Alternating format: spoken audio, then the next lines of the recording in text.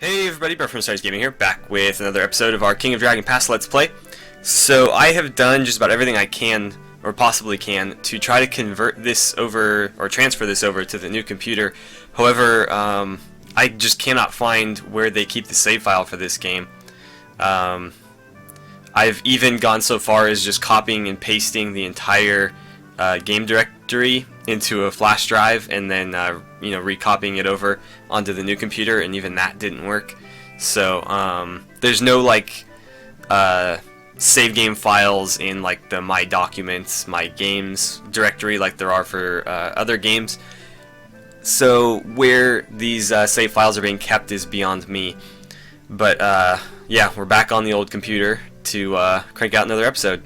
So before we start raiding, we need to bring somebody else onto the circle here because we are short someone. So we want somebody who is worshipping a unique god. Aralda. I don't think we have anybody worshipping Aralda. Actually, yes we do, right here. What about... Okay, doesn't look like there's really any other than... Well, nobody's worshipping Vinga, so let's throw her on there. Oh, we're being attacked. Oh, a cattle raid, okay. Let's try to drive them off by skirmishing. See how that goes. Exchanged missile fire but never closed. Ooh, we got some deaths there, that's not good. Right, so it's time to raid. A raid of our own, that is. We're going to hit the moldings. Our goal again is to drive them out of here for good. We'll see if we have any luck with that. We'll go 45 auxiliaries, and I'm going to ask the Badger to join me. Okay, we've got them pretty significantly outnumbered. Let's try to kill as many as possible. We want to inflict a lot of deaths on them, and we're going to outmaneuver them. Ooh, that went really well for us. The Nemolding charge hit us before we could reach advantageous ground. Fierce fighting ensued. We drove the Nemolding from the battlefield, striking them down as they fled. We got 33 cows, 7 horses, and killed a whole lot of them. Our herders report, the Wolf Clan. You know what? We're gonna go right back at the Wolf Clan for that one.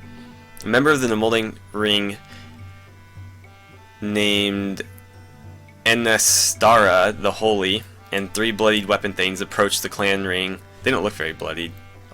He might. Let's see. With an offer of one-time tribute. We are tired of war, says Enestara. We will give you 25 cows as tribute, all we can afford if you will stop from raiding us. We will also swear to the gods that we will not raid you. What does everybody say? In matters of power, it is best to be direct. We can get more healthy cows from them as tribute than from raids. We shouldn't just think of today, what can we get from them next year? I'm sort of in a mind with him. Whatever we do, we should tell the truth. I agree with that. Our farmers could use a short break from the campaigning. That's true. If we accept their tribute, breaking the sacred vows and attacking them in the next 2 years would be disastrous. Let's teach them how dangerous it is to feud with the Thousand Sons. You know what? I'm with this guy. Let's see if they'll give us annual tribute. I'll ask for 20 cows a year. The Nemoldings agreed to our demand for yearly tribute of 20 cows. We swore to Humacht and to Ernalda to refrain from raiding the Nemoldings for as long as they continued to pay tribute. Of course, these oaths were binding on them as well. Cool. So we had the opportunity to do that before, but I think we had a lot more leverage this time around.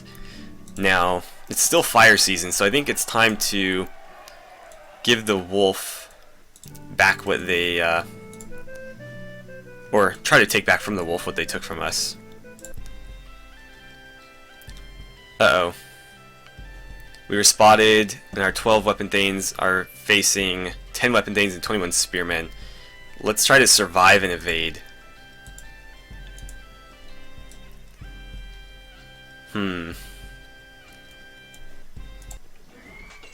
Okay.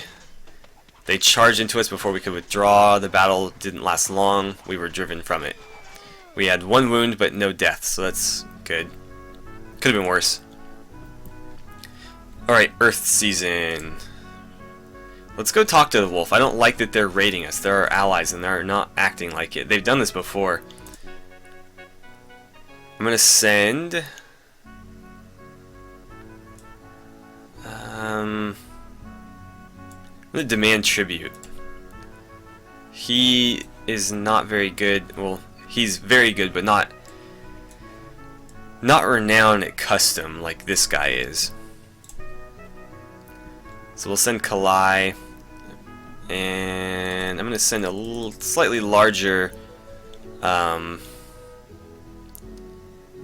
like retinue with him, and we'll see if they're willing to pay for what they've done. The wolves pelted us with dung-laden straw. They said they would never pay tribute, and especially not to a flea-bitten, mangy, sheep-loving clan like ours. At that point, I just left. Let's see. We can limp along with too few farmers for a while, but we should recruit more farmers into the clan soon. We need to build a shrine to Barntar. In fact, her father's wounds have been troubling lately, and she will replace him among the weapon thanes. Okay. What to do here? I think we're just going to outright raid the wolf clan and see what they do about it. Actually, they're not showing up in blue anymore. Yeah, they're no longer our allies. So we are fully able to do that. We're not going to do it right now because it's Earth Season. Can we... let's go to magic. We're going to do it this way. Let's make a sacrifice. We'll do 20 cows. And yeah, we want a new blessing. Hopefully, well, honestly, either of these would be fine. The plow song ritual, okay. Alright, so devotees of the cult of Yinkin, the god of Alinces, have an offer to make you. We have noticed that the wood around your Tula are infested with many types of rodents, including a type which is very susceptible to spirits of disease. If you want to give us something in return, we can perform a ritual which will improve the hunting abilities of your Alinces. They will kill these forest-dwelling rats, freeing you from the risk of disease. I think these are supposed to be like lynx or cats, some kind of cat. Yeah.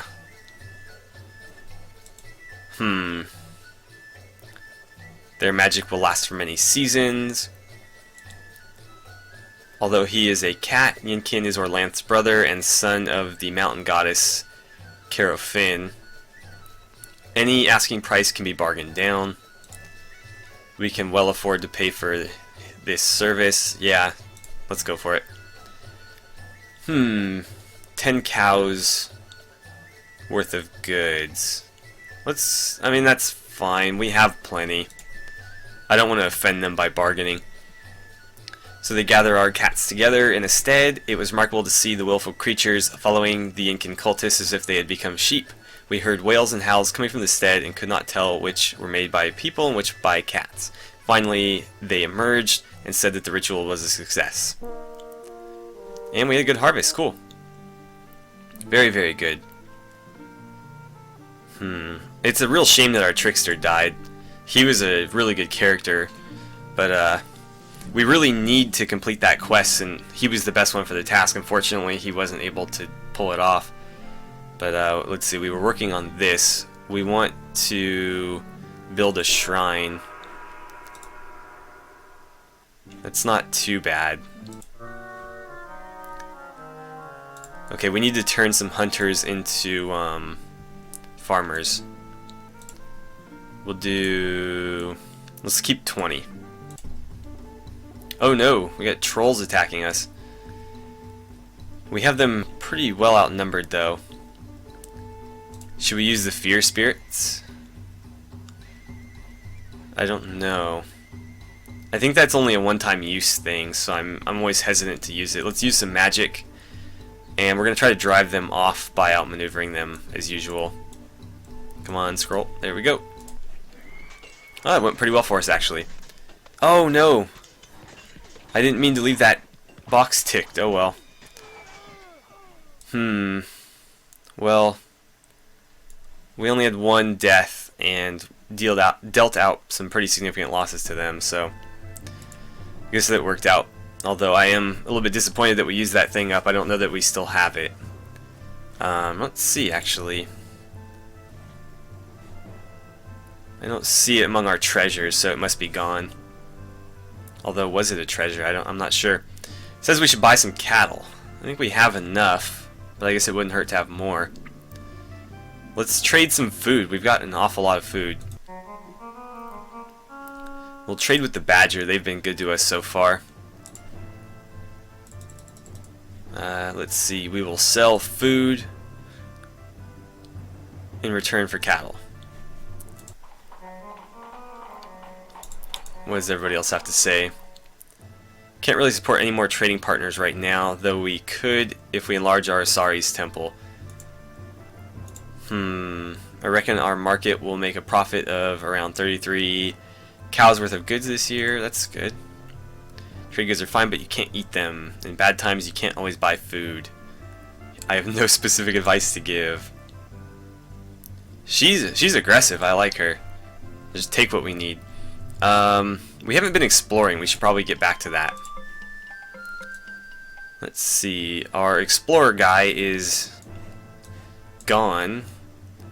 So we'll have to find a new person to send out. I'm going to send him. He's not particularly good for anything. So let's go scout in this area. Our caravan is back from the Badgers. We traded 50 bushels of food for 26 cattle. I'm pleased to report that our fortifications are at least as good as theirs. Oh, the apples are raiding us. So we ended up losing cattle there. Oh, wow. They caught us off guard here. Damn. This would have been a great time to use those fear spirits that we no longer have. Luckily, they are using horsemen, so we can use the bull roarer here. And our goal should be to drive them off and maybe evade. Let's try that. I've never done evade in a battle like this before.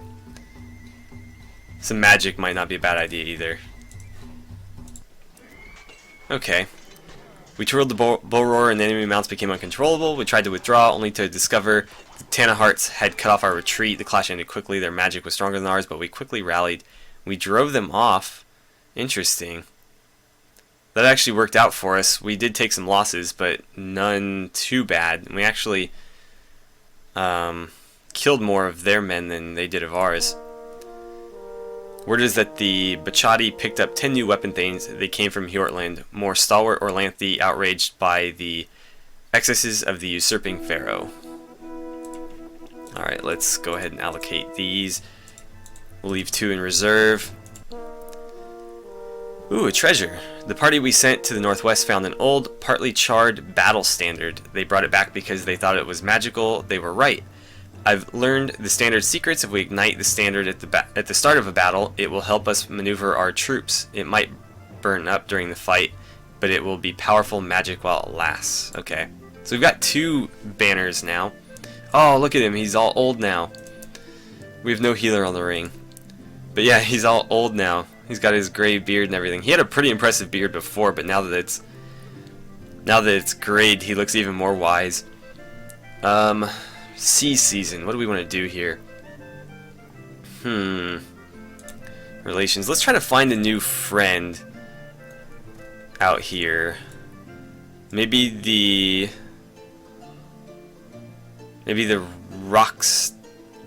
Raxtanti? Let's see if we can't become allies with them. We'll send Kalai, because he's a master of custom, and then we'll offer them like 10 cows. And let's send a little bit more footmen along with it. We'll see how that goes. Oh, we got some goods. Sora Goodseller, a trader priestess of the talking god Asares, returns to trade. In addition to the usual exchange of goods, she asks if we have any white horses. Although we have some light gray horses, none can truly be called white. Well, let's not lie to her or anything. Apologize for not having one and throw her a feast. We'll offer to save the next white horse for her. That's a kind offer, but I'm sure I'll be able to find one in my travels. Alright. Well, we tried. Better than painting one white and selling it to her or something shady like that. Alright, so... still sea season. We've got somebody out talking to the Roxtanti. Is there anybody else? I wish I could zoom in closer on this map. I don't know if there's a way to do that. It doesn't seem like there is. But some of these I can't read very well. You know what? Let's send an emissary to the Nemolding and see if we can't repair our relations with them a little bit now that we're on friendlier terms. Who's our best custom person? Character? I don't know. I don't want to send our chief. That's probably a bad idea. Or it might be a sign of goodwill. I don't know. Let's send him. He's probably the best outside of the chief. And let's give them a gift of... hell, I don't know. We'll give him 50 food. Oh, my stomach's growling. Guess I want some food too. Let's see how this goes. Your emissary Kalai approaches the Roxtanti, seeking to negotiate an alliance with them. First, he presents the gifts we send.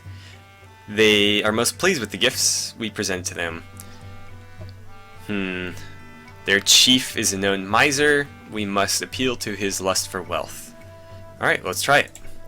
Their chief agreed that our two clans should be allies after carefully considering the advantages and disadvantages of such an arrangement. He said, I can only conclude that we would benefit by it. Cool. Our mission to the Moldings was not too successful. They accepted our gifts, but seemed to think we were partial. They were partial compensation towards the wrongs they had suffered at our hands. I mean, we didn't really suffer any wrongs so much as we just like kicked their ass for doing what they did. I think it's time to hit the Wolf clan because they have been doing all kinds of shady business. We need some more weapon things first, though. Oh, we can't really get any more than that. Okay, well, we'll send all 28. I'll send like 160 footmen. We'll leave some in reserve because people love to raid my cattle when I go out to fight. We'll send like 40 auxiliaries. Let's see. The Green Wings might join us. We haven't asked them for anything for a while. And we're going to attack the wolf. Let's see. Oh, they met us in kind, that's for sure. Let's use the burning standard here. It may or may not burn up, we don't know. I'm going to try to kill as many as possible and outmaneuver them. Oh wow, that went really well for us. Our forces eagerly followed the burning standard into battle. The wolves charged right into the trap we had laid for them. There was a terrific fight. Their magic was stronger than ours, but we quickly rallied. We drove them from the battlefield, striking them down as they fled. We looted 16 cows and 9 horses, as well as 20 cows worth of goods. And we took 11 wolf auxiliaries captive. No losses on our side, several on theirs. So we definitely got our revenge. I'm going to keep them as thralls. That's what they get for raiding me. Especially when they call themselves my allies. And let's see, it's still fire season. Let's hit the apple now. The apple have been raiding us as well. I'll do roughly the same numbers here. But this time we're going to call on the fire quartz. And let's see, they sent out quite a few as well. We're going to use the burning standard again because it hasn't burnt up just yet. I'm going to try to kill as many as possible here as well. Actually, let's burn some steads. If they want to steal our cattle, we'll burn their farms. Oh, that went pretty well for us too. Our forces eagerly followed the burning standard into battle. We outmaneuvered them and gained a superior position. There was a bloody battle. Their magic was stronger, but we were not dismayed. After we drove them off, we burned 3 steads. Let's see. Oh, my computer booted up for some reason. Our share of the plunder was 25 cows and 11 horses. Luckily, the burning standard wasn't consumed. Wow, so we're getting pretty lucky with this thing. We probably shouldn't be using it so often, but both of these battles were pretty close. No deaths on our side, just a couple wounded. Plenty of deaths on their side. And now it's Earth season, so let's get back to... Is there any hero quests we can do? Other than this one? Who mocked the champion? We don't have anybody who's a worshipper of him, or not a worshipper, a follower of him, or anybody who's around in combat anymore now that our trickster is dead. So maybe Eralda's Blessing? Do we have somebody who... Oh, we can't do this. Never mind. We can do this one though. Let's try it. We'll send Oranda because I think she's probably the best follower of Isaris that we have. Maybe the only. I don't know, he is too. He's very good at bargaining. I think she's just as good. Yeah, she's very good at bargaining and better at everything else, so we'll go with her. Let's ask the Roxtanti to join us. Since Isaris is the trade god, maybe they'll be interested in making some profit. Let's try it. Let's try to end a feud, improve relations. Let's improve the clan's trade relations. We'll try to contact the gods directly. So, Oranda arrives in a dark and blasted place. The winds are strong and cold, which is good, but this place is unfamiliar to Oranda, and that makes her nervous. I feel like we've done this before. This reads very familiar. Let's see, and that makes her nervous. As the traveling one, she should know every place where Orlanthi are found. There are Orlanthi here, though. One of them has unmistakable demeanor of Lankor Mai, the know-it-all god. Oranda must decide how to convince Lankor Mai to come with her on the quest. I feel like this is the right answer because I remember some of this. In exchange for your help, I will help you find the truth, which is also missing. Finally, complained Lankor Mai, I've been asking you to help me find the truth for what feels like decades. The truth was lost because of you. Oh, because of your irresponsible generosity, I might add. It was something you never should have traded. Then Oranda sees a fearsome warrior who must be Stormbull. We know how to deal with him. This way, there's chaos to fight. Where? He said, following along. Oranda searches for a very long time to find the worst part of the problem. What does she decide must be the worst? Let's see.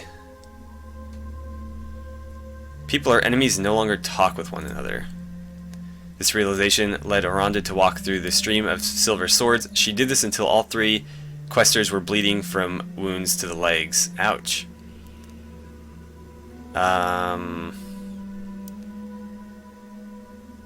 People have forgotten how to make maps of the secret places. I feel like that's not really a major issue. Someone let hatred and mistrust into the world and they must be tamed.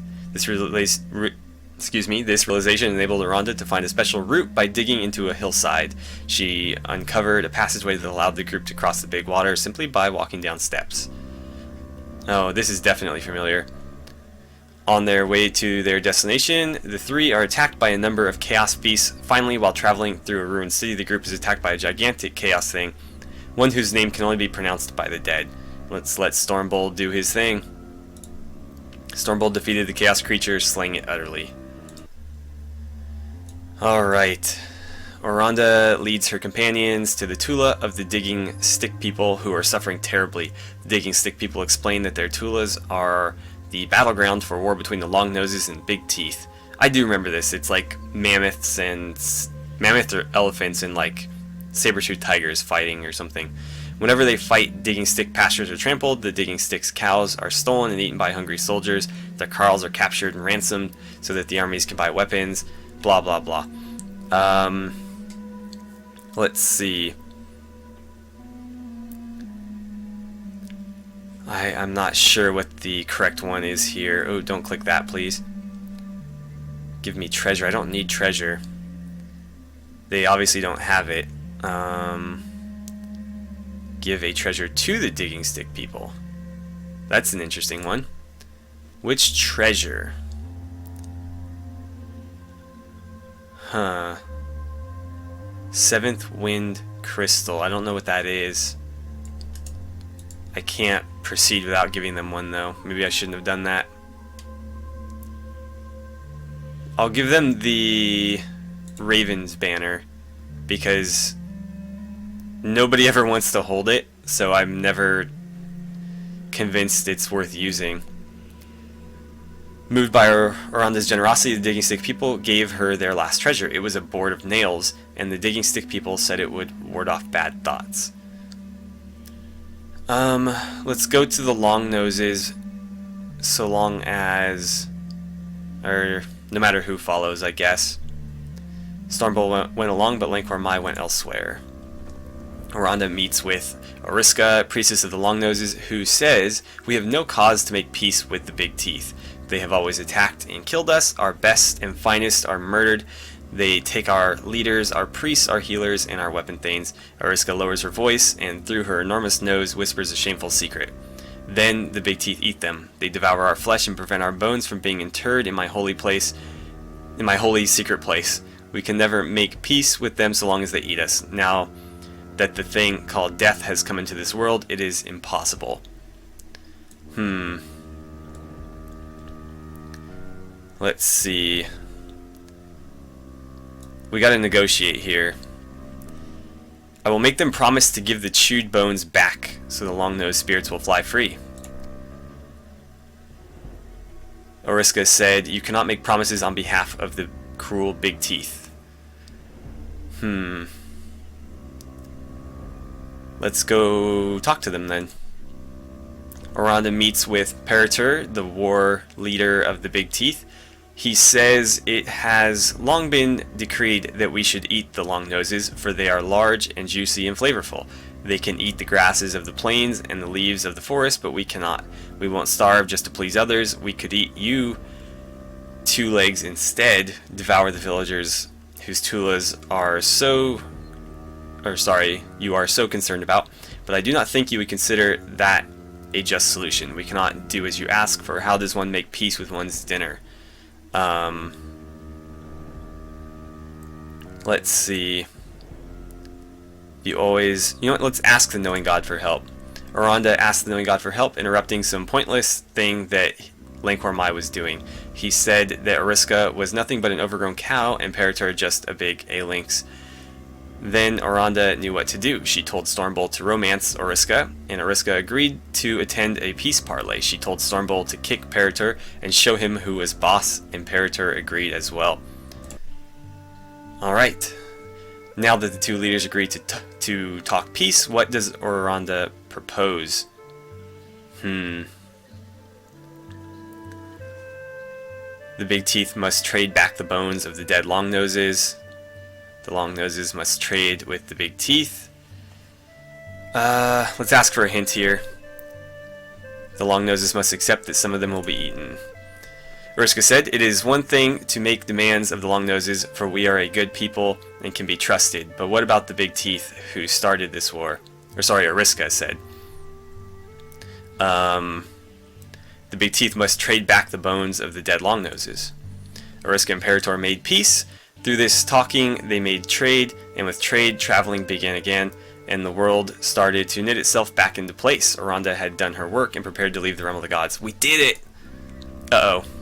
Oriska departed, Stormbolt took his leave of Oronda, and then Peritur turned to Oronda and purred, "Now, I never did promise not to eat you, did I?"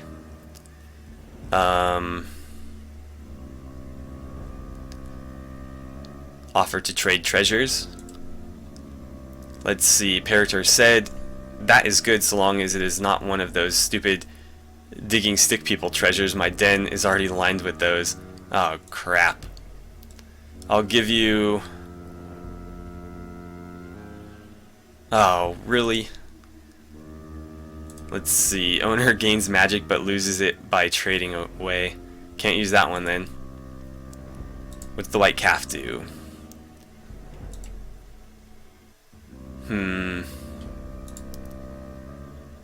Increases the fertility of our herds. I think we're going to have to trade that one away. Parator gave Oranda a necklace of stones that looked like tiger's eyes and let her pass. Okay, so she survived. The people celebrate Oranda's successful enactment of the Asaris the Conciliator myth. Our God Talkers predict profitable trading for many seasons to come. So we were successful, and we're also very, very much out of time. So as always, thank you guys so much for watching. Don't forget to like and subscribe if you haven't already. Please feel free to share my videos however you guys see fit, and I will see you guys back here for the next episode of our King of Dragon Pass Let's Play.